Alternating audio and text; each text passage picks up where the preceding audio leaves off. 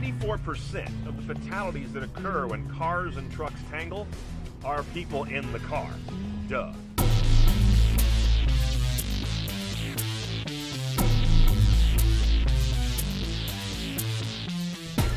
And one of the nastiest kinds of those accidents is the rear underride, when you slam into the back of one of those big semi-trailers. A collision so nasty it became this iconic scene in that movie from the early 70s, The 7-Ups. You see that one with Roy Scheider?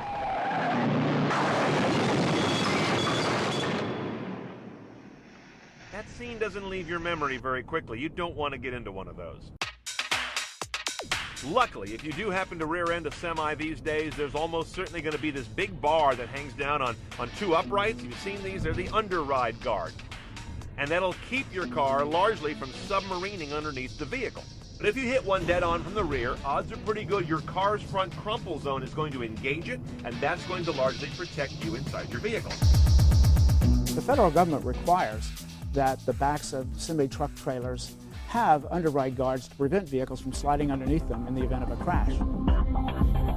Plus, those guards vary widely in strength. There's not a really good high standard across the industry. Some trailer makers build them real tough, others don't, and they collapse far too easily. The weakest underride guard in our test series was on a Hyundai trailer. When this Malibu struck the Hyundai in the rear in a center impact at 35 miles per hour, the guard was simply pushed out of the way. The attachment bolts broke. The damage to the Malibu was so severe that real people in this crash probably would have died. Now, while about 12% of car-truck fatalities are underride rear-end collisions, there's a whole big risk of side underride if you come broadside under a trailer or hit that at like a 45 degree. Even at speeds as low as 35 miles an hour, cars often submarine under the side of the underride guard. And that's much rarer to see the kind of guards that prevent that. They're much more common in Europe. Now, things have been getting a lot better on those underride guards. First of all, they used to be required to be, I think, 60 inches wide.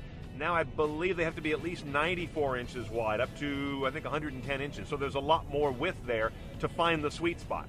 And while many of the trailer manufacturers are doing a better job of voluntarily making them stronger, there's been a petitioning of the federal government by the insurance industry to adopt a tougher Canadian standard that dates back to 2007.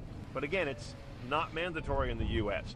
And some big trucks don't have an underride guard at all because of the mechanical complexity of it. Look at a dump truck, for example. Because the bed has to tilt, the underride guard would get in the way and clip the ground or the wheels. Similar for some of those big dump trailer semis you see.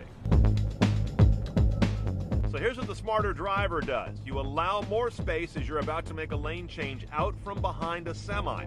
Because the problem is, as you're turning to look for a clear lane, what if that truck slows down a lot? Suddenly you're starting your lane change, he's stopping down, and you take a glancing blow on that underride guard. It's the one you don't want to have.